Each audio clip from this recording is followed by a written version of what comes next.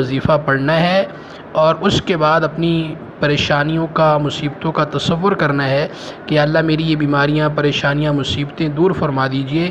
انشاءاللہ آپ 3 جمعۃ المبارک یہ عمل کریں گے، اللہ جل جلالہ آپ کی پریشانیوں کو دور فرما دیں گے۔ اور روزانہ ہر نماز کے بعد بھی ایک مرتبہ، صرف ایک مرتبہ یہ وظیفہ آپ پڑھ لیں تو یقیناً نبی دو عالم صلی اللہ علیہ وسلم کے اس وظیفے کی برکت سے آپ کی تمام پریشانیاں دور ہو جائیں گی۔ شرط یہ ہے کہ دل کے یقین کے ساتھ، دل کی توجہ کے ساتھ اپنی پریشانیوں کو سامنے رکھتے ہوئے پڑھیں، پھر اس وظیفے کا کمال دیکھیں۔ وظیفہ یہ ہے: لا الہ الا اللہ العظیم الحلیم، لا الہ الا اللہ رب العرش العظیم، لا الہ الا اللہ رب السماوات ورب الارض ورب العرش الکریم۔ یہ وظیفہ ہے، اس کو آپ نے جو ترتیب میں نے بتائی ہے اس ترتیب سے پڑھیں، پھر اس کے کمال دیکھیں۔